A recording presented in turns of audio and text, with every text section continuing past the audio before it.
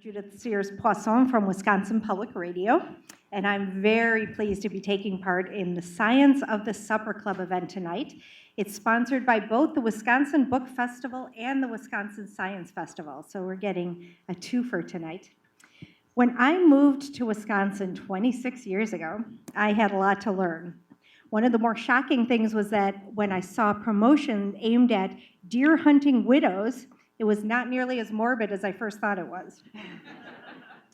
And happily, I eventually also learned that you did not have to have a membership to enjoy the wonders of a supper club. Even growing up just a few hours to the south, in a large Illinois city that we will leave unnamed, I was completely unaware of supper clubs until I moved to Wisconsin, and really, to be honest, until I moved out of the student life and into real life. But what actually makes a supper club a supper club? I hope all of you have been doing your own research here for the last few hours. And lucky for us, we have 3 panelists this evening who will share the history and lore of supper clubs in Wisconsin. And the presentation is called Fish Fries, Ribeyes, and Highballs. Oh my. We're going to hear from Therese Allen, Ron Faiola, and Robin Shepard, and we'll also have time for questions from you at the end. And we're going to start with Therese Allen. Therese has written many books and articles about the pleasures and benefits of regional foods, sustainable cooking, and culinary folklore. With the late Harva Hochton, Therese wrote the expanded edition of The Flavor of Wisconsin, which is an extensive history of food and cooking in our Badger State with more than 450 recipes. Then she took that wonderful resource and adapted it for children as The Flavor of Wisconsin for Kids with co-author Bobby Malone. If you have any kids on your holiday gift lists, trust me, The Flavors of Wisconsin for Kids is a great book. Therese also is the co-founder and longtime leader of the Culinary History Enthusiasts of Wisconsin, which if you were paying attention, you'll know that the acronym is CHEW, and a longtime board member of REAP Food Group, which is an active grassroots organization that advocates for sustainable food systems in southern Wisconsin. Therese is also a former chef. She went from kitchen manager to cookbook author when she wrote the Ovens of Brittany cookbook, a collection of recipes and remembrances from a groundbreaking Midwestern restaurant, which for the record, I still miss. Her writings over the years have celebrated the diversity of Wisconsin food, culture, and agriculture, its farmers markets, food festivals, cheese factories, small town cafes, and much more.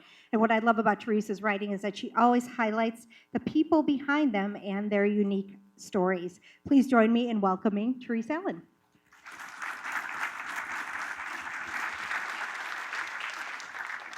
Thank you, Judith. Thanks for the introduction. I want to also do a call out to Laura Heisler.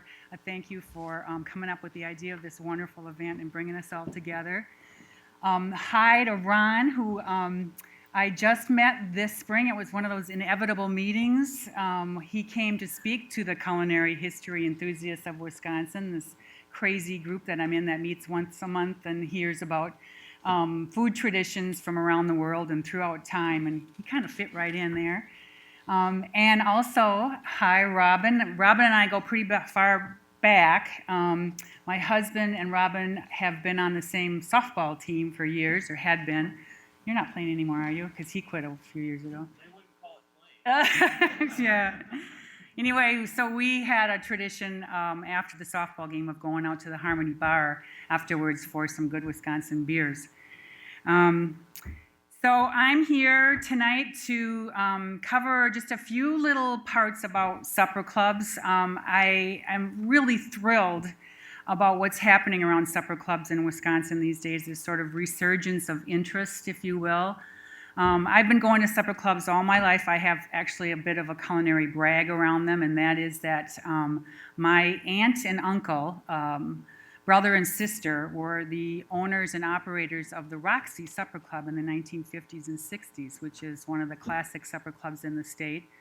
Well, I don't know if Ron would call it a supper club since they also serve lunch. Yeah, they're open for lunch now, so Yeah. But Yeah. they're in Oshkosh, right? They're in Oshkosh, right. And the Roxy during the 50s and 60s was one of those really classic, classy places where you would go for the whole evening. You would get dressed up, take a date, meet friends, have drinks, have dinner, hear live music, and go dancing. So it was a whole night kind of thing. I didn't get to do it because I was too young then. But I've been going to supper clubs all my life, and again, I'm just really thrilled about this sort of resurgence of interest in them, witnessed by such things as Ron's book, this event tonight. There's another supper club cookbook that's in existence by Dave Hoekstra. It's about supper clubs around the Midwest. It's called the Supper Club Book, I believe. And I just learned that Ron's working on another one of Wisconsin supper clubs.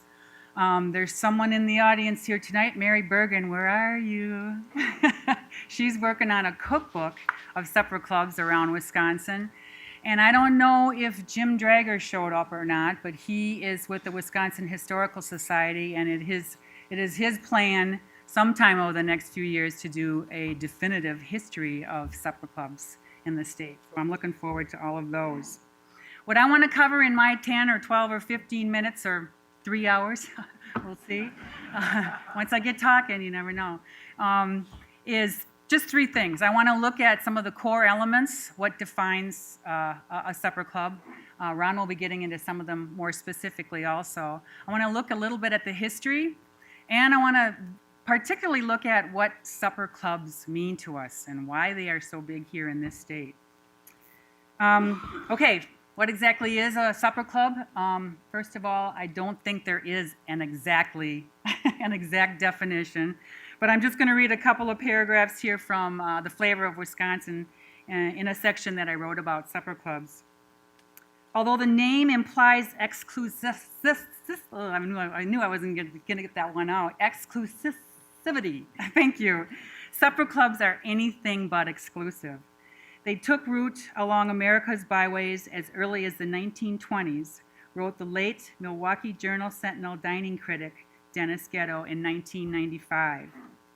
Found statewide, they are typically dinner-only establishments that are family-owned and a favorite with locals.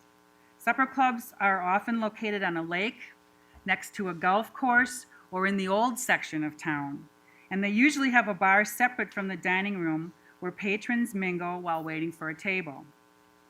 That the menu is limited and predictable is a draw rather than a drawback to supper club regulars. Such staples as steaks, ribs, broiled fish, and batter-fried chicken or shrimp are at the core of the meal, and each comes, as Ghetto wrote, with relish tray, soup or salad bar, bread, and choice of potato. Portions are large, the wine list is small, and dessert, should you still have any room left for it, might be a slice of cheesecake or chocolate torte or a minty grasshopper cocktail. Every Wisconsin supper club worth its salt also offers nightly specials. Indeed, without Friday night fish fry and Saturday night prime rib, a supper club it isn't. Nor is it one without old fashions, brandy old fashions to be exact. We're going to hear more about brandy old fashions, right, Ron? Good, okay, because I'm thirsty for one right now. And I wanted to just give a few more kind of, I think the sort of core elements that I just named are really the basics, but here's a few more, what I think of as earmarks, maybe something we can talk about more later too. So supper clubs have neon signs outside. They are dim or dark inside with twinkly accent lights or colored wall sconces. Supper clubs have photos of the owner's family or local history pictures on the walls. There's some kind of theme very often with supper clubs in terms of the decor, either inside or outside or both. You might be walking into a southern plantation, a colonial house. It might be a Northwoods theme or a nautical theme, a Western theme. At the bar, besides old fashions, there are also Manhattans, straight up or on the rocks, and also made with brandy. And the beers generally are on tap. Are not on tap. They are in bottles. So I think Robin's going to be addressing how that might be changing also. Plus, behind the bar is a bartender who either knows your name or you know his name or both, but you get to know each other pretty quickly. Supper clubs are kind of fancy, but not too fancy. There are cloth napkins and maybe tablecloths. The seats are padded and maybe a little clunky looking, and maybe they're even on wheels. There's candles, special class glassware, and when you leave, there'll be printed matchbooks at the hostess station for you to take home. Kids are not only allowed at supper clubs, they are often an important part of the picture. Supper clubs offer kiddie cocktails, kiddie menus. They supply large tables for entire families to gather around. They sometimes have placemats for the kids to color on, and they sometimes give away little gifts like a little pin or some candy as the kids leave. The owners of supper clubs are not absentee. They are on site and they are working hard.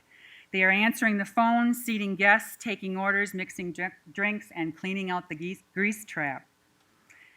Supper clubs are definitely not chains. They're not cookie cutters. One of my favorite things about going to places like, say, the White Stag in Eagle River is, getting that wooden bowl with the quarter hunks of fresh, crispy iceberg lettuce and their homemade French dressing that is so popular they sell it by the bottle. Or going to Ishnala. That is Ishnala, isn't it? And seeing the trees coming up through the bar. Supper clubs have their special takes, their special looks and their special menus. Really important question, does a supper club have to be open for supper only in order to be a supper club? In Ron's book, literally speaking, yes. In his book, he decided, that's right, didn't you, to go with places that are only open for dinner. In my book, figuratively speaking, no. I point to places like the Roxy, for example, which is also open for lunch, but still really is very much a classic supper club. I think that the difference, that some people will say, no, it's got to be only open for dinner to be a supper club. Some people will say, a supper club can be breakfast, lunch, and dinner. I think that difference kind of points up something about supper clubs that I think is particularly interesting, that there really isn't an exact definition, a precise definition. The fact that we sort of argue or discuss what makes a real supper club is part of the reason why supper clubs are so vital and so vibrant yet today. I think for every supper club, when someone says, they're only open for dinner or they have to have a white tablecloth, you're going to find somebody else arguing about it. And that very argument, as any good folklorist will say, is what keeps the tradition alive. Supper clubs are not static. They're not set in stone.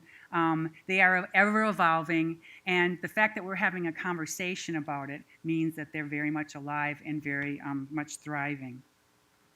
As for the history of supper clubs, I have more questions myself than answers around the history of supper clubs, and I'm really looking forward to Jim Drager's work on this myself. There actually isn't a whole lot on the topic out there. Supper clubs are not recognized nationally as a widespread or well-known category of eating out in the way that, say, coffee shops or nightclubs or taverns, etc. are. Still, wherever I do find discussions of supper clubs, there's usually a reference to them being part of the evolution of eating places that came out of Prohibition, when private eating and drinking clubs existed because of the ban on selling alcohol in public places. Most sources that I've seen credit Milwaukee native Lawrence Frank for opening the first supper club. And that would have been in the 1930s. Some sources say 1930s, some sources say 1920s. And it wasn't here in Wisconsin, it was in Beverly Hills, California. American Restaurant Authority John Mariani, in his scholarly book about all the history of restaurants and restaurant types in the United States, it's called America Eats Out. He wrote about Frank's restaurant, saying that its gimmick was that it served only one signature item, prime rib, with Yorkshire pudding, mashed potatoes, creamed corn, and sweet peas.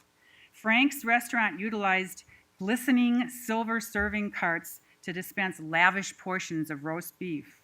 Frank also introduced the notion of the spinning salad bowl, served before the main course, an idea that caught on in the rest of America. And he provided fixings for his baked potatoes, things like chives and sour cream and bacon. another idea that took off. And finally, it was Frank who first offered his patrons doggy bags in which to take home food that they couldn't finish. I don't know about you, but I certainly hear a lot of supper club themes in that description. But he never did call it a supper club in the book, and he certainly didn't call it the first supper club, so who knows? It may be like trying to find out, who first cooked meat over an open fire, I'm not sure. But what Mariani does say is that he places Frank's restaurant in the same time frame and in the same genre as the nightclubs, themed restaurants, and destination establishments of that time frame. He wrote, by the end of the 1930s, every major American city had a deluxe supper club or nightclub. Certainly, Wisconsin versions began popping up in the 1930s and likely even the 1920s. These were adults-only social settings located especially in rural or resort areas with a combination of eating, drinking, listening, and dancing to live music and staying out late with friends. In Wisconsin, as well as elsewhere in the upper Midwest, the big years for that kind of supper club were the 1950s and 1960s. It's the time frame I think of as the sort of Mad Men supper club years. In the 1970s and beyond, of course, the world of food and restaurants changed drastically. Independently owned supper clubs faced challenges that stemmed from things like the proliferation of fast food and chains, shifting dining customs and lots of competition, and also changing liquor and smoking laws. And they began to die out. But they did not die out in Wisconsin. Why have supper clubs survived here? Why do they thrive here? That's the thing that really particularly fascinates me. Why have they become, in fact, an idiosyncratic hallmark of social life in our region? Again, I don't have any definitive answers, but I've got a lot of ideas. And in the interest of time, because I think I'm probably already starting to go over, I'm just going to list them sort of quickly, and maybe this can be part of the conversation afterwards. Tourism is a huge reason that supper clubs are popular here. We are a tourist state. We are a state of recreation and resorts, and they very much go hand in hand with supper clubs. Sociability. For better and sometimes for worse, Wisconsin has a culture of sociability, of gathering together in a way that is very much intimately tied to eating and drinking. And it comes from our German heritage, and there's a term for it. It's called Gemütlichkeit. And it implies camaraderie, sociability, neighborliness, all around food and drink. The supper club as a meeting or gathering place fits perfectly into that mode. Supper clubs are not just where you go out to eat. They're where civic and religious groups meet, where weddings happen, where there are anniversaries and graduations and receptions of all kinds. Supper clubs are a place to meet and celebrate, but also a place, unlike, say, town halls or many churches, where there's also beer and booze. Another reason I think Wisconsin is big for supper clubs has to do with agriculture and the very strong rural urban connection that we have in the state. Wisconsin is an agricultural state and a very diverse one. Enjoying the food that we grow and produce here comes really as second nature to us. Supper clubs offer and celebrate those foods, meats and fish and cheese and dairy products and vegetables and fruits. Tied to that, the farming aspect of the state is the work ethic in the state. I think along with other Midwestern values that are very strong here, it takes a 24/7 commitment to run a supper club. And we have the work ethic here in that state to make that happen, to support that.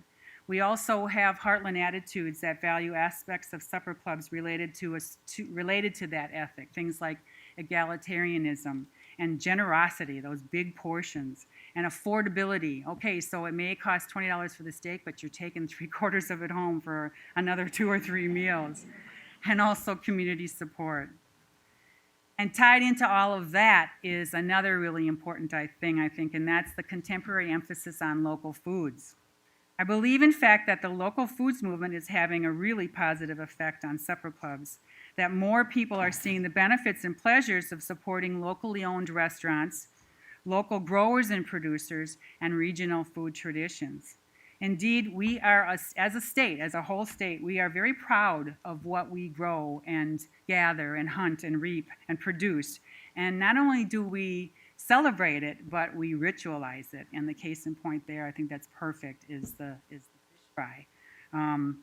Fish fry, of course, is very intimately tied to supper clubs, and it's another reason that they're so big here. Finally, one more thing. It isn't just supper clubs that Wisconsin supports. Supper clubs, I think, are part of a network, if you will. The state also really stands out for the quality and quantity of other traditional community-based food businesses and practices like butcher shops and cheese factories and microbreweries and church suppers and farmers markets and bakeries and all the places I like to go. Supper clubs are part of that culinary web, if you will, a web of diversity, of pride of place, and support. So what do supper clubs mean? They mean tourism and economic health. They mean celebration and ritual and nostalgia. Supper clubs get us around the table, around from-scratch food, the kind of food that maybe we don't cook as much as we used to, but we still value it very much. Supper clubs help feed the need we have to eat together, to connect as family, as friends, and as community. And I think above all, supper clubs mean identity. When we sit down to eat at supper clubs in Wisconsin, we are, in a sense, all sitting at the same table. We're all essentially eating the same food, the same menu, and we're all relishing the pleasure of belonging to one another.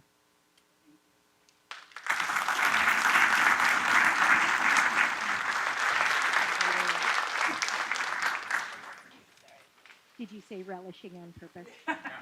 Yes. All right. Well, next we are going to hear from Ron Faiola. Ron is a filmmaker who has produced and directed critically acclaimed documentaries, including Fish Fry Night Milwaukee and Wisconsin Supper Club's An Old-Fashioned Experience, which was broadcast on PBS stations nationwide. As an author and photographer, in 2013, Ron released his first book, Wisconsin Supper Clubs, which showcased 50 supper clubs throughout the state. Now that's dedication. It clearly struck a chord because it's currently in its fifth printing, is that right? Fifth printing. Ron is also currently on the road working on a second supper club book, earning him the distinction of having visited more supper clubs in Wisconsin than Al Capone and John Dillinger. Are you as good a tipper, though? Because they say they were really good tippers. They were really good tippers. Are you a really good tipper, too? I just know There you go. Well, and if you know your Wisconsin history and that of Chicago gangsters, you know that's nothing to sneeze at. So let's welcome Ron Faiola to the podium.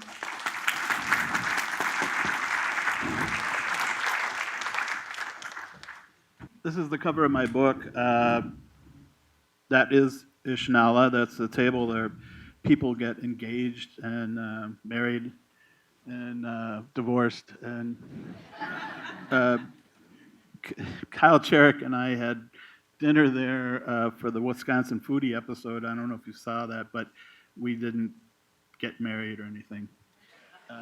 We decided just to go as far as the appetizer. Let's take a trip and go visit some supper clubs in Wisconsin. This is my meat map from the movie.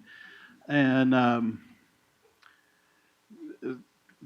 basically, we love steaks in Wisconsin, and that's a nice shaped ribeye there. We have to pick a location.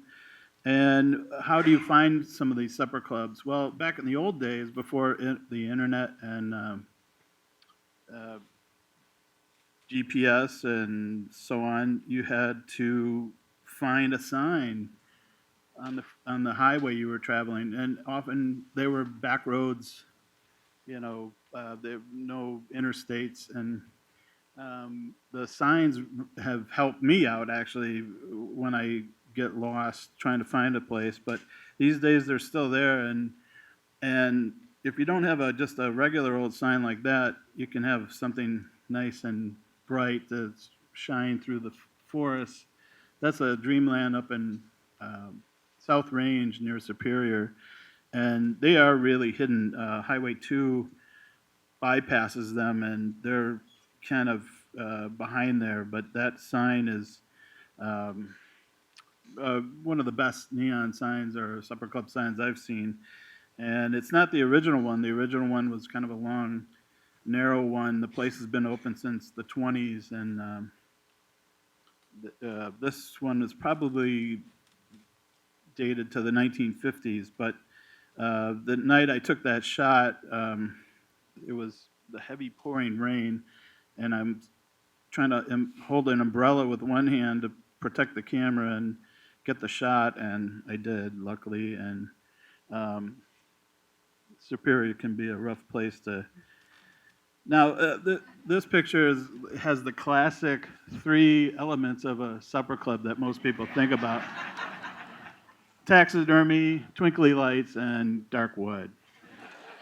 And this is the mill up in Sturgeon Bay, and it could be any supper club, but not all of them have that decor necessarily. If you go to the Hobnob in Racine, they have a very exotic decor. And here, if you go to the Tornado, you won't see any deer heads there, but you'll see some. You'll go back into the 50s, kind of when it was Crandall's, and so that's one of the things you look for when you want to find a classic supper club. And of course, you go to the bar and have a brandy old fashioned, and we kind of went overboard on the condiments on this one. I was having fun.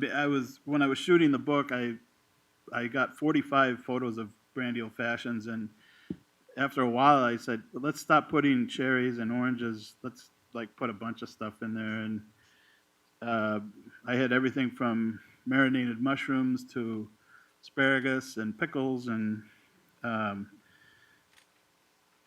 there's some onions, little pearl onions in there. But that is the classic cocktail. It needs to be in a big tumbler too. Nice, big size, and it's the adult soda pop. So, and something, you're going to have one of these or 6 or 7 before you have dinner. This is a real sign.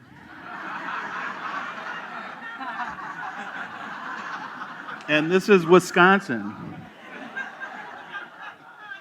And I think if the kid bought a round of drinks, he might be able to stay there. But this was at Rockies in Stoddard, and they still have now they have a new one up, but it's still the same thing. But that's just classic Wisconsin. I mean, the kids can sit at the bar and buy a round. The relish tray. The relish tray. People really draw a line in the sand. Oh, if they don't have a relish tray, they're not a supper club. Honestly, from what I've found, that really maybe 30 to 40% of supper clubs have relish trays now, largely because either they've installed salad bars or include salad with your dinner, but a lot of people were not eating the relish tray or wasting some of the vegetables. And the classic story I have is last year I was here at the Tornado, and I was with a group of about 10, 12 people that were from Texas and Guam and stuff, and we were sitting there, and our end of the table, now the Tornado does the relish tray in a glass, and people thought that was a decoration. And the people on my end of the table, I said, hey, well, that's a relish tray, let's dig in. And then the people on the other end were still admiring their decoration, and we said, send it over, and we finished it off. So, but it is a common thing, and the dip in the middle is the green goddess dressing that's typical for a relish tray. A lot of times you'll see crackers and cheese dip or pickled herring, which I've become to really enjoy now. I used to go, whoa, but and they had beets today at the relish table, and I love pickled beets, and Um, so if you can find a relish tray, you're in double bonus supper club heaven. Um, Friday night fish fry. This is a big, nice piece of walleye at Marty's Place North in Arborvita. And when I do the book, I talk to people and say, what's your big night? And I shouldn't really ask the question because they always say, well, Friday fish fry, and Saturday we have prime rib. It's like written in stone for these places, but that's what people come in for. And um, the fish fry will vary from geographically around the state. You go up to Green Bay, Door County, you'll get perch, which used to come from the lake, from Lake Michigan. Now it comes from Lake Erie, the Canadian side of Lake Erie, because there's not enough perch and they're not big enough, and the invasive mussels have just kind of ruined the perch fishing. And the state also has a pretty high, low, let's say, quotient of how many fish you can pull out of the lake. It's not worth it for anybody. And if anybody knows about Merrick's in Green Bay, yeah, famous for their fish fry. Yeah, right now they're doing 99.999% Lake Erie fish. The Merrick's has, for the people who don't know, has a commercial fishery that used to supply the perch, and they can no longer do that. So they have to get it from Lake Erie, and it's still really good. And a lot of times perch gets called lake perch or well, let's say lake perch, and people assume it's from around here, but a lot of it is European zander, and it's not as big and not as meaty as the Canadian lake perch. But let's move on to Saturday night. Big, nice piece of prime rib there. Um, I like it medium rare. I've seen people that have it more bloody, but uh, it's a. I love prime rib. I mean, it's really nice, and um, it's a popular thing. It takes a long time to make, and a lot of times places run out of the prime rib because there's only so much you can make. It's not like an endless supply. Um, After dinner, you go to the bar and have one of these. This is a pink squirrel.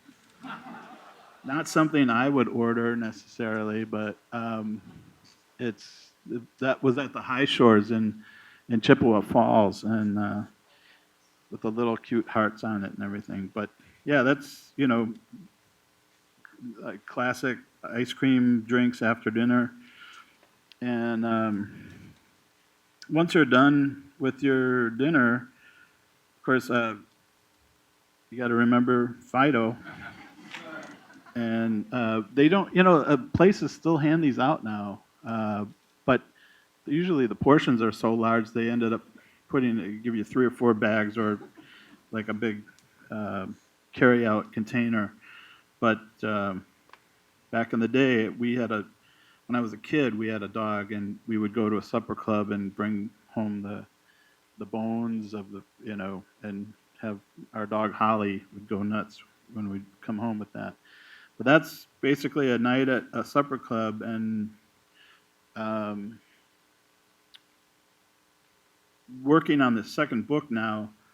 Well, I'm encouraged first of all by the response to the first book, and I'm seeing a resurgence of supper clubs, places that are being kind of resurrected from previous places by younger couples that are, I think, they know that people are getting maybe a little tired of the cookie cutter chains, and people want to revisit the restaurants of yesteryear and remember the big portions and the personalized service from the family run places. I mean, you can't get any better than that. And I still see as I drive across the state, I see places that are closed, obviously have been closed for a while, but still have like what's left of their sign hanging out. And then I'll see other places that are open that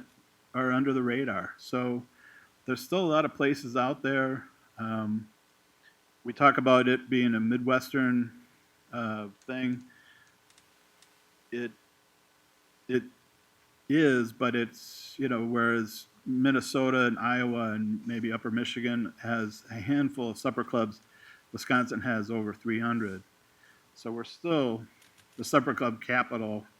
And just last year, the Calumet County trademarked the term supper club capital of the Midwest, apparently. So, and they used my meat map, by the way. They kind of stole my meat map. So anyway, but Wisconsin itself is the supper club capital, so I'm proud to be part of that and to be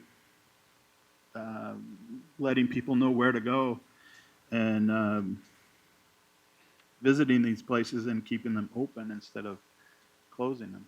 So that's it.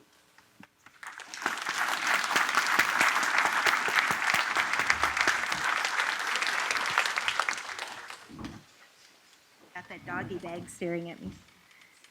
Well, last but certainly not least, we're going to hear from Robin Shepard. Robin is an associate professor at UW in the Department of Life Sciences Communication in the College of Agricultural and Life Sciences, which makes him a colleague of a guy named Larry Mueller, whom you may have heard of and who I get to work with every day.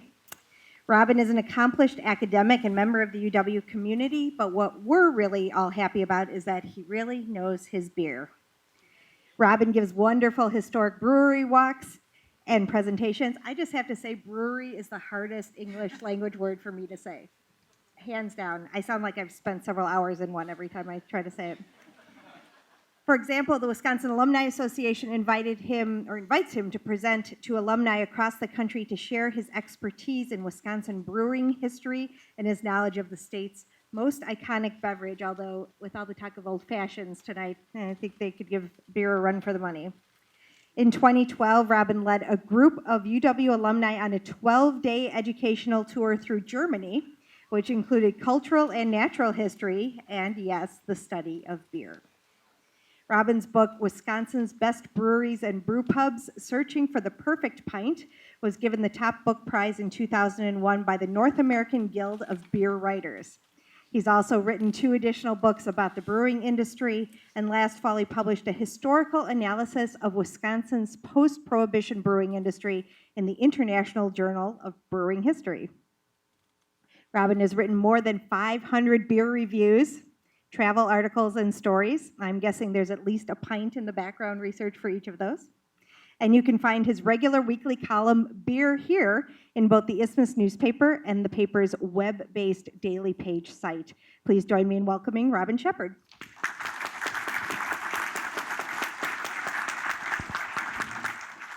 Well, I think it's really appropriate that we're here on a Friday night talking about supper clubs, isn't it? That connection between supper clubs and beer, at least for me, is pretty direct. They all serve beer, right? So kind of start from that premise as you kind of listen to a few of my thoughts about supper clubs, because I'm one of those people that has a little bit more of a looser definition of supper clubs. But supper clubs for me and a lot of the beer folks across the country, they provided a very interesting model that I think we actually should give some credit to for when we walk into a brew pub today. So first and foremost, at least my definition of a supper club means that they have to serve beer on tap. That's it. No, seriously, they will all serve beer. As Therese pointed out, many of today's supper clubs still sort of that time-honored tradition of a beer in a bottle, but that's changing as sort of the pressures, the interest in today's modern craft beer movement is beginning to sort of besiege much of Wisconsin. Well, supper clubs of the 30s that arose at that time, I think Therese commented on this briefly, is that they did sort of arise or they came out of that atmosphere of the speakeasy. And that really has carried through into what we see in a supper club today. They were generally open late at night. They offered alcoholic beverages. They only served supper. Many had entertainment to go with them. They involved in places where everybody knows your name. I read an interview that Ron gave a couple of years ago, and he was quoted as saying, "Supper clubs generally are frequented by regulars, and if they don't show up, the owners will call to see if everything's okay." Well, supper clubs emerged as our roadhouses early on, and part of that was a function that, coming out of Prohibition, the communities would prefer that liquor licenses and other types of establishments like that be outside of the city limits. So all of that made the roadhouse, the early form of the supper club, a destination, so to speak. Well, fast forward today. So where does the supper club and beer intersect? Well, just like the brewery industry, that local aspect of them makes them interesting. It helps them to serve and maintain that unique niche that they have in a very competitive restaurant industry. Supper clubs are not chains. They're not chain restaurants. They are unique. From their decor to their location, the owner is a fixture at a supper club. And while the menu, there's a core there that is sort of the staple, it's that local flair in dishes, the sometimes locally sourced ingredients, or that secret grandmother's special spice in the pumpkin pie that makes them so special that people keep coming back for. Now, some of these same qualities are what we see in today's local craft beer scene, especially when we think about Wisconsin's brew pubs. Brew pubs are those breweries that have a restaurant or a part of that. A commercial brewery just basically bottles or kegs beer. And I really feel that today's model, at least in Wisconsin, there is a group of these brew pubs that really we should sort of salute and credit that they really arose from that early on fascination, maybe even direct association with the supper club. The brew pub sort of arose from, yes, a brewery, but it arose from a local restaurant. They were greatly influenced by that local, and that was reflected in the atmosphere that you see when you come into a brew pub, particularly those that are sort of in the outer portions of the state, those that are destinations in and of their own selves. Let me tell you a couple of stories about similar models, that why I think that we should credit some brew pubs as sort of coming out of the supper club model. Wisconsin's very first brew pub was Brewmasters. It was located in Kenosha. It was actually the 16th brew pub in the country. So this was early on. It was founded in 1987.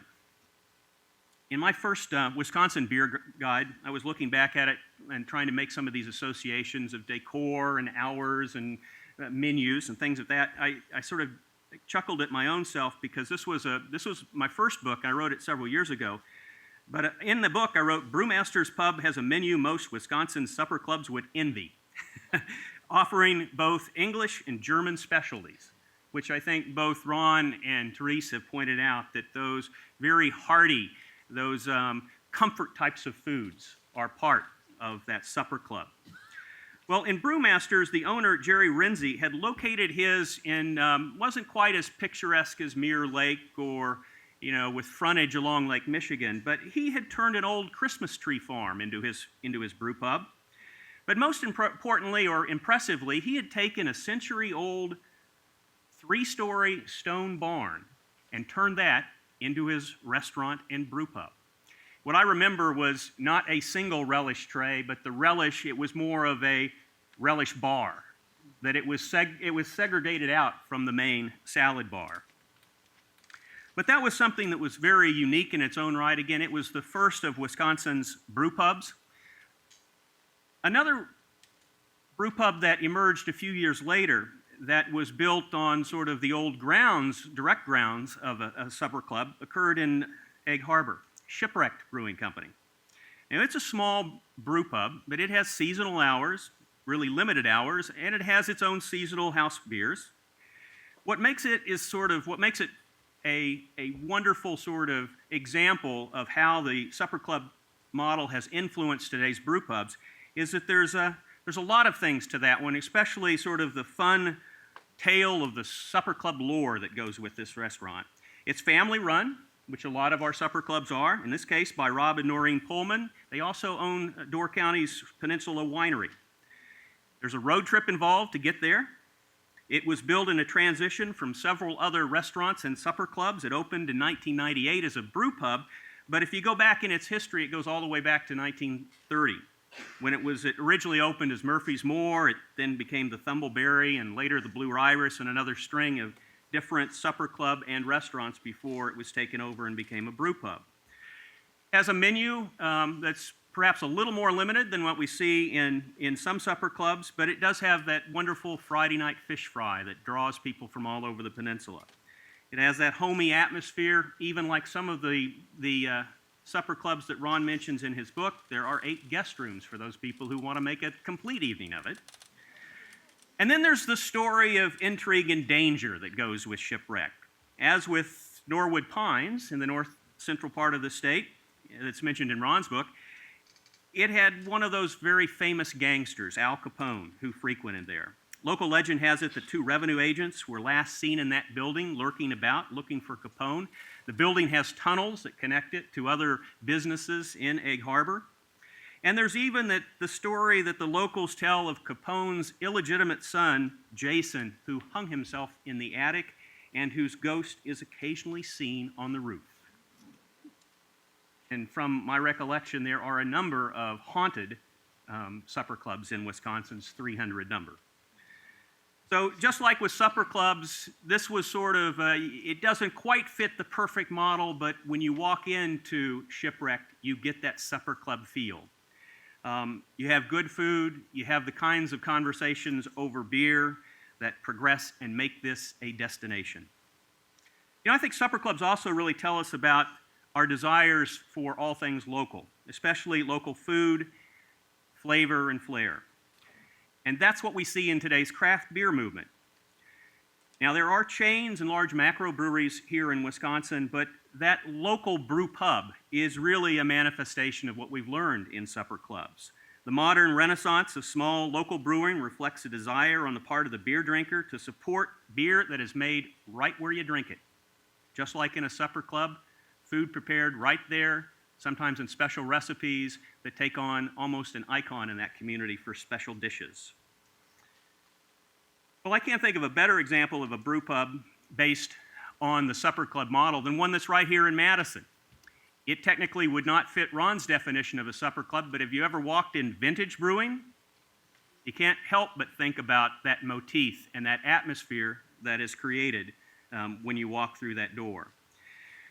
I also am struck by the aspect of the owner becomes a fixture in a supper club. And just like with a supper club, you'll find Scott Manning, the brewmaster and co-owner, working behind the glass in the brew house. You'll even come out to say hello to the folks he knows at their table or at the bar. I'm not sure that Vintage has a relish tray, but when Scott says hello at my table wearing his brewer's boots, now that's Vintage Supper Club in my book. You know, our small breweries have found that just like the supper clubs, they can offer a variety of tastes and flavors to choose from. At a brew pub today, you find a constantly rotating menu of beers. You'll find a core set usually, but that diversity is what you often see in a brew pub. I think it lends itself to the people, not only the regulars who come back for that local beer and locally made beer, but it also is somewhat like a little bit of a scavenger hunt. It's why people keep going up and down the road to see how many supper clubs that they can check off their list or have sign Ron's book, right? I met a couple of people earlier tonight that said, you know, I take Ron's book with me, and they have the waiter or the barman or the owner sign it. It's a game we all play, whether it's in supper clubs or brew pubs. It's a scavenger hunt of can we find these places and what's it like locally when we go in.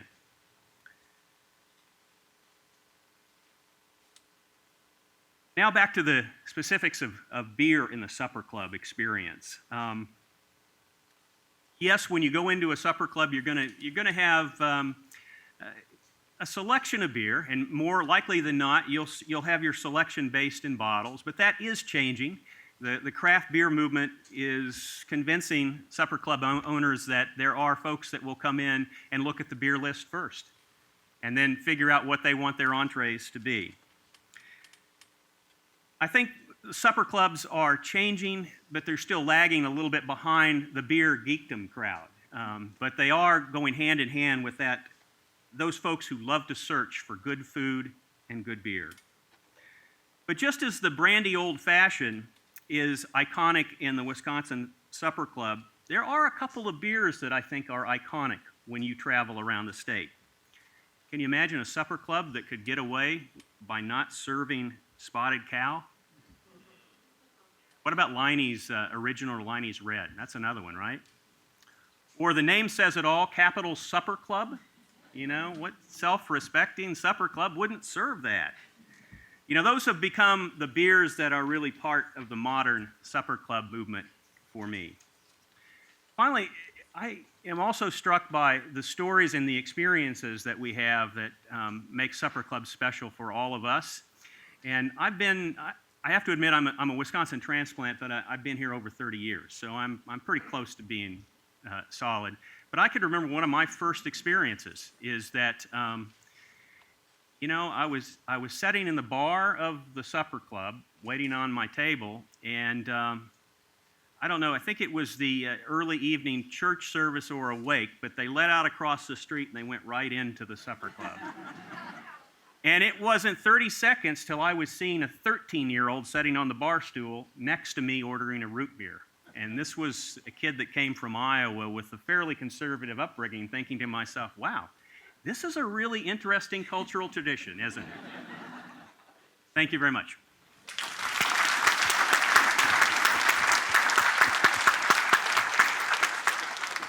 All right. Thank you. I guess my question could be to all three of you, but I recently bought a supper club. I grew up, I know, it's Friday night, it's not open yet, so otherwise I wouldn't be here.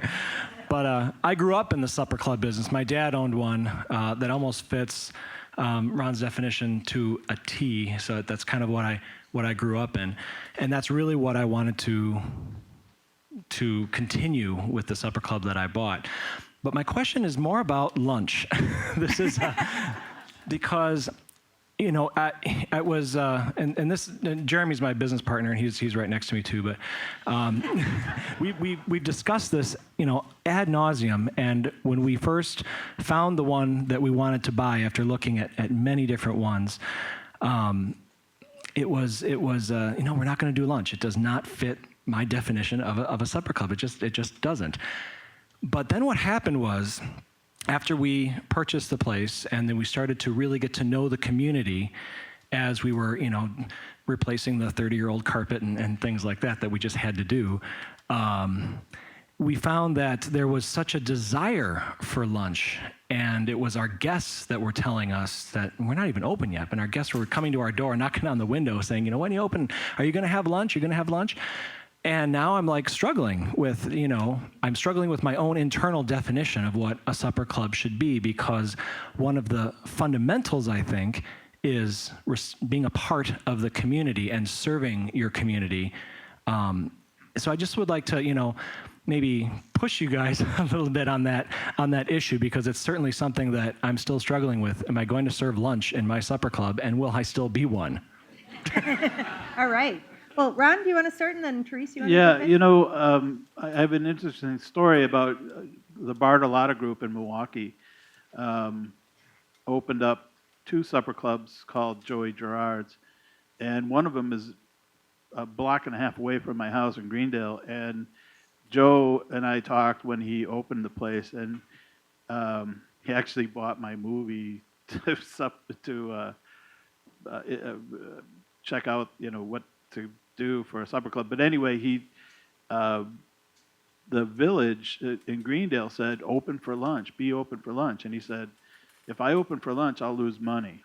Now, if your community, you know, if you get 5 or 6 people that show up and say, we want lunch, well, are you going to be busy enough to keep that going or not?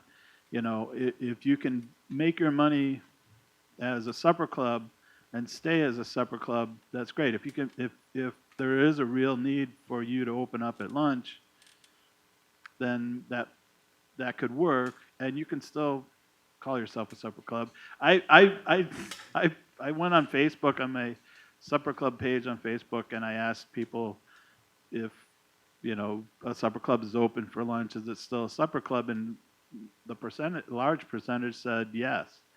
So it goes against what my criteria is, but again, it's financial for somebody who owns a place. A lot of places like here in Madison, Toby's and Kavanaugh's, and they're open for lunch because they have to survive, and Filers, you know, they have to compete against other chains or other supper clubs and whatever, and being open for lunch is just another way to, you know, bring in some more money. But if, like Joe Bartolotta decided that they wouldn't make any money if they were open for lunch, so that's kind of, you know. Yeah, for me it was hard because it wasn't a financial issue. It was more about I don't want to frustrate the community, you know, that's asking for it. So it's the restaurant does, you know, it has 60-year history in the restaurant, so it did fine without, you know, lunch, you know, for a lot of years, and for a while they tried lunch, and then they didn't have lunch, but it was always a response to the community. So that's my internal struggle. Therese? I think this kind of goes back to what I was talking about earlier about supper clubs are more than a place people go to eat. They go there to meet. They go there to gather. You know, they go there for business meetings and Lions clubs. Lions clubs, right. And you know, depending upon where it is, I feel like I agree. It's got to be it's got to work for you financially. But I think it sounds to me like just that you're considering this, that you want to serve the community. It sounds to me like you already are doing so much of what supper clubs do for a community. They serve people in ways beyond just feeding them food. So you sound like the classic supper club owner to me. You're going to be there. You're in the community. You want to serve the people. You want to give them what they want. I say go for it, Northam. I didn't say not go for it. And I know places that do that they have meetings of the Lions clubs and so on during the day. So or go to a few places. Go to the Old Fashioned here in Madison is jammed. You know, that is just jammed all the time. Lunch, breakfast. that's because I put them in my movie. It's because he put him in his movie. Or the Roxy is a really good example. It's in Oshkosh. It's in downtown Oshkosh. It's not the classic place as far as being in a resort area, but it is in the old section of town. And I've been there for lunch, and it's packed. You wait in line for lunch, too. And they serve, you know, just wonderful, fresh food, and people are having meetings, and they're having gatherings, and you can tell that it's a service to the community as well. We have a question over here. We are very boring people. We don't really drink that much beer, and even though my husband grew up in Port Washington, and a few years ago we flew to London, and he was looking after the fish fry. So I thought it's originally in London, but then when we come back, I realized his hometown offer fish fry every year, summer fish fry. Anyhow, could you please tell me the origin of it? Fish fries? Yes. Sure. You got to buy the book. Have you got an hour or two, or 3 or 4? So fish fries, really briefly, and not completely at all, but fish fries are one of the most fascinating, to me, culinary traditions in the state, because it does come from so many sources here. We have first of all, we have a taste for fish that runs in our blood. I mean, literally, if you go back, first of all, the state, if you look at it geographically and climatically, there's water everywhere. So we've been fishing here for millennia. The native tribes fished, the immigrant groups who came here fished, a commercial industry grew up around it, so it was tied into our economy. I mean, we just it's in our blood. Eating fish is in our blood. And even though there's not much of a commercial industry anymore, it's certainly very much a part of our recreation. And it's, the sporting industry is very important to us. So there's that. There's the fact that Wisconsin has a very high percentage of Catholic population. So, of course, Catholics used to not eat any fish on Fridays. And so that was feeding it in a big way. Prohibition has actually a lot to do with fish fries, believe it or not. Taverns used to give free meals, kind of as a way to get you in and get some salty food in your mouth, and then you'd be thirsty for some more beer or some more drinks. And during Prohibition, when they couldn't serve drinks, they would offer free or very cheap dinners or lunches of fried fish, because fish was abundant at that time and very cheap, and it was a cheap way to serve a lot of people and charge very little or nothing at all.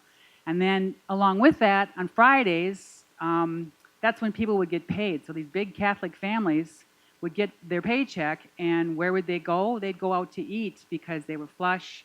There was this cheap meal, or it was a free meal, and the adults could still get some hooch under the table, so to speak, in a lot of these places.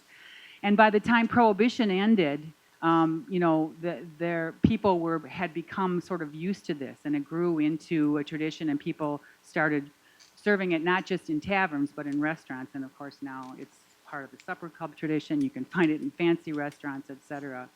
I think it ties in also, without going into it in huge amounts of detail, I think the whole Gemütlichkeit thing that I talked about is the same thing that happens in supper clubs around prime rib on Saturday night happens with fish fries on Fridays. So that's part of that. It became, big in Wisconsin, and it stayed big, and it became really a hallmark here.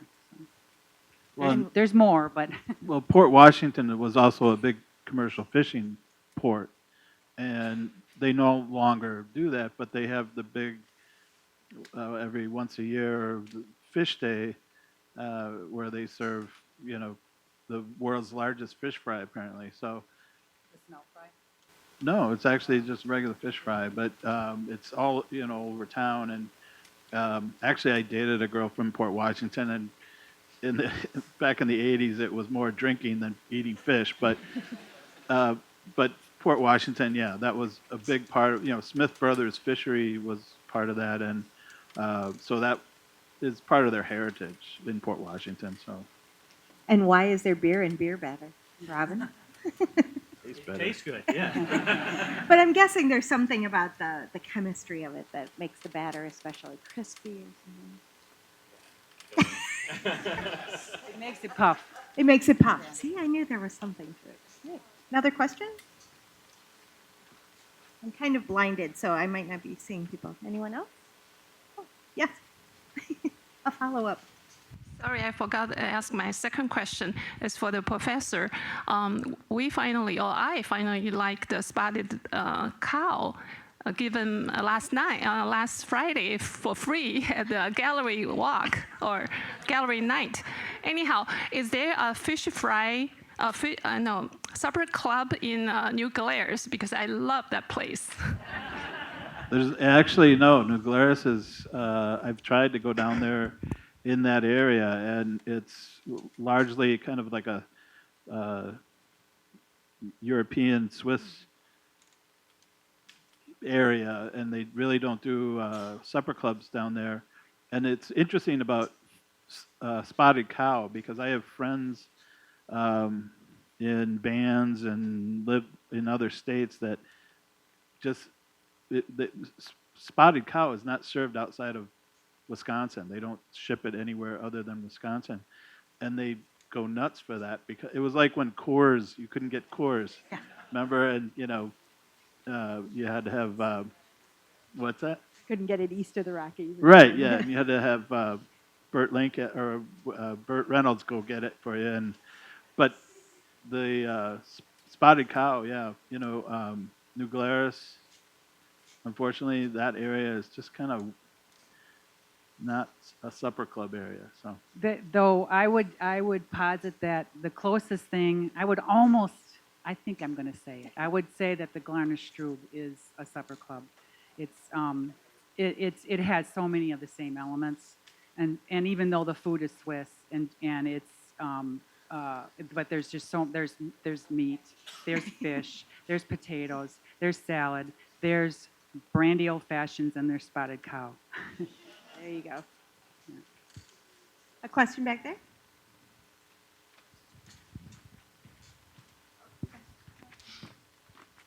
Just throw the mic at people. Go left and then I was right. just going to say that New Glarus used to have a supper club. So it's called the William Tell. It's on the edge of town, and it was a regular supper club, but it had a slightly, Swiss food twist to it. Yeah, and they just closed. Yeah, what, about 3 years ago, 4 years ago, something Yeah. like that? They were, yeah, I was looking. All right. This thing on one too. I noticed over the years many of the supper clubs that I visited, typically waitresses rather than waiters, and often wearing some kind of uniform or sometimes black skirts or white blouse. I mean, is that uniforms and the waitresses? Is that incidental to the supper club, or was that a component of it for a while? This is why I can't wait for Jim Drager's book to come out. Well, That's a good question, and I have no idea. Let me ask Ron. You've been to a million of them. Have you seen any where the wait staff is wearing uniforms? sure, yeah, and I think it's, again, part of the tavern. It's like you're going a couple steps above a tavern. You're serving food with tablecloths and linen napkins, or at least nice napkins. And the wait staff isn't just somebody walks in with a T-shirt that says, Zany's Sports Bar. They're wearing a kind of a uniform for the place, and yeah, and they've been there for a long time. A lot of the supper clubs I visit, they've said, "Oh, here's this person's been here for 25 years, and this person's been here for 30 years," and they make it part of their life, and the uniform is a big part of that. So it differentiates just the plain old service to something a little bit above, a little bit nicer. I would add to that, not that I'm actually part of the panel, but I have a microphone, so that it strikes me as the people who are serving in a supper club are almost more on the European model of where it's actually a career. It's not just a job. Exactly. Yeah, that's a good point to make, because it is a career, and they've been there for a long time. So All right. In the back. Can you speak to the impact of the smoking ban on supper clubs? yeah, I just I did an interview upstairs about that, and it really had no effect. In fact, if anything, it brought more people into supper clubs because a lot of people were complaining how the bars were too close to the dining area, and the smoke would get into the dining area. So now it really, the biggest effect that any law has had on supper clubs is the stricter drunk driving rules, but not the smoking. In the front. So I'm a little interested in the part of the economics of it, which is the distribution of where supper clubs are, because you seldom hear about cutthroat competition between supper clubs, and one gets the feeling then that there's more than just economics driving the decision to open a supper club. We heard about that before. I have a parenthetic question for the first questioner in the audience. We're curious to know where his supper club to be Yes, is. actually, I think Where's that? Kingston, Wisconsin. Okay. I know where King is. Yeah. Oh. So for those of you that might not have heard, about 20 miles south of Green Lake in Amish country. The Kingston House. When will you be opening? KingstonHouseSupperClub.com, October 29th. Oh, Great. wow. Kingston House Supper Club in .com. But getting back to my question, what about competition between supper clubs? You tend not to see that, which we don't think is necessarily a bad thing. But I've asked supper club owners, I said, you know, the only other, especially in the Holy Land, which is east of Lake Winnebago, I'll say the only other places are other supper clubs. And all the owners will say, they're friends of mine. And, you know, if they run out of a bottle of brandy or something, they can run over and get one. And they're not in competition. They're friends, you know, and they're neighbors. So. Actually, I have a question to jump in. With the fact that supper clubs are often tied to the tourism industry and are in resort areas, do you have a sense, Ron, or any of you, how many are actually seasonal? And if so, how do they manage that? How do they make that work financially? Yeah, a lot of them are seasonal, and some of them, there's a whole bunch of different versions. And I just came across this because I just came from doing all the North Woods supper clubs, or not all of them, but many. And this one guy is going, okay, and then from October 1st to November 2nd, we're open these days, and then December, and we're open these days. And a lot of it depends on snowmobiling, ice fishing, summer vacations, and so on. So the hours in the summer obviously are a lot longer, and they're open longer. In the winter, a lot of places are either closed completely, like Ishnala. There are big windows. There's no insulation there, so they have to close from October 1st to May 15th because it would be too cold or cost too much to heat the place. And other places, again, they're open year round.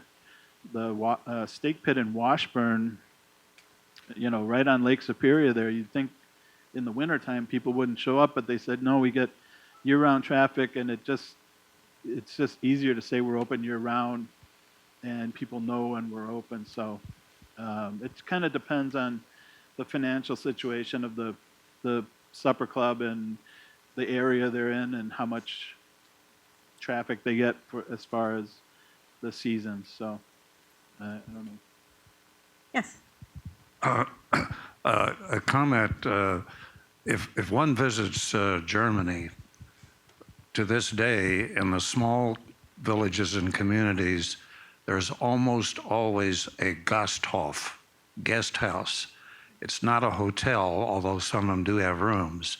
But with this very large German background in Wisconsin, I think something like 50 or 60% ethnic background in Wisconsin is German. If you go to the Holy Land, and you mentioned that, which is the east shore of Lake Winnebago, just northeast of Fond du Lac, a German monk came there in the early 1800s, set up a string of beautiful churches, all Catholic churches, which give it the name the Holy Land.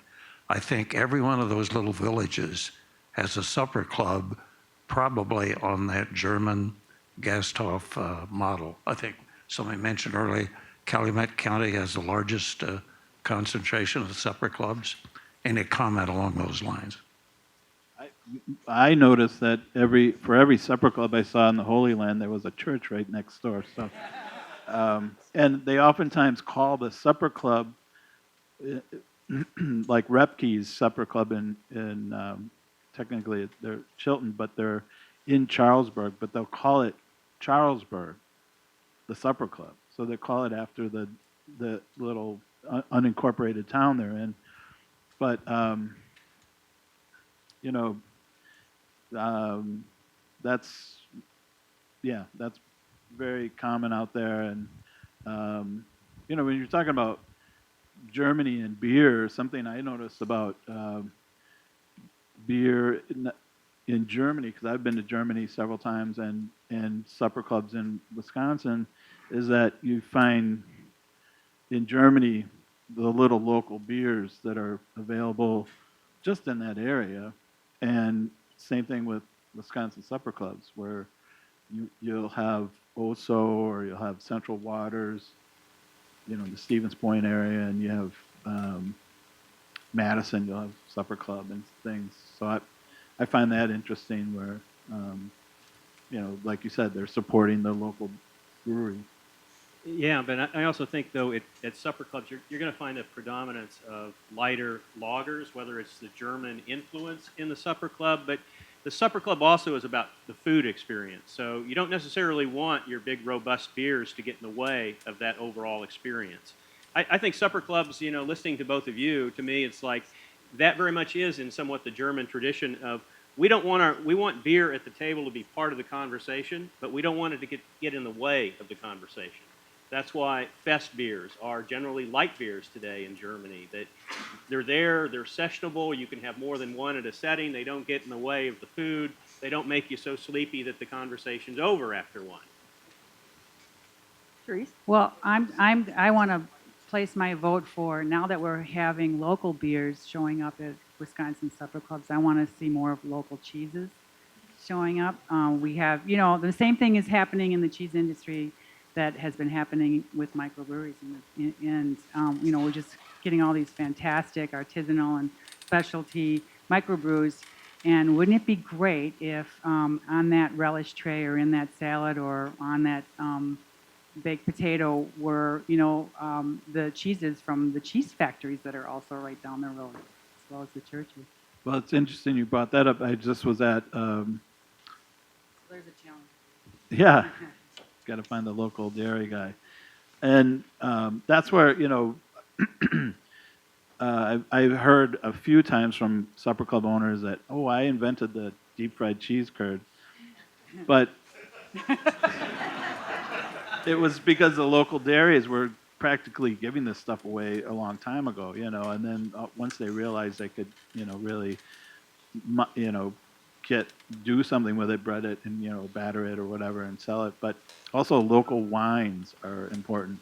And a lot of supper clubs are selling Wollersheim, and even in Milton, there's a vineyard outside that the Buckhorn uses for their wine. So you can find some local wines in addition to dairy and beer. So I might point out that New Glarus, who gave us Spotted Cow, in the interest of the old fashioned, they have a beer that they introduced last February called Spiced Ale.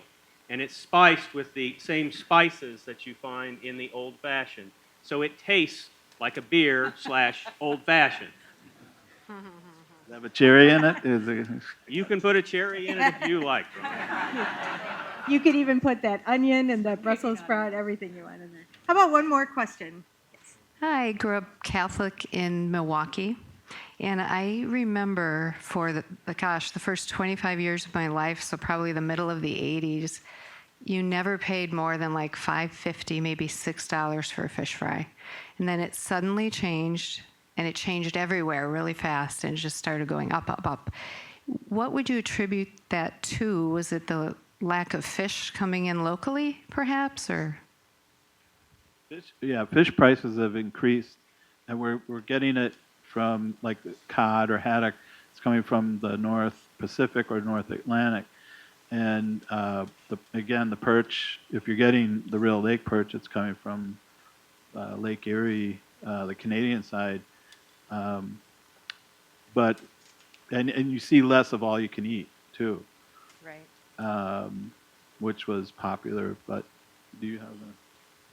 Well, what it puts me in mind of is what I can pretty much, if you were to transport me with my eyes closed to a fish fry, a supper club Friday night fish fry, pretty much anywhere in the state, and I couldn't see what I was, and you gave me the fork and I tasted the fish, I could probably tell you the town I was in or the area, the state I was in, because, yes, it's gotten more expensive, but we still do have a very regional, local sort of focus on the fish itself. If you're in the Green Bay area, you're going to get perch, and whether it's from the bay or whether it's from Lake Erie, but it's going to be perch because that's a fish fry in Green Bay. And if you're in the North Woods, it's probably going to be bluegill or walleye.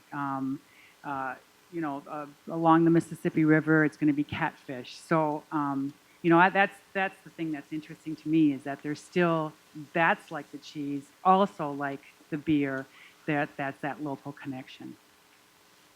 Well, thank you all for coming out. And thank you to our panel.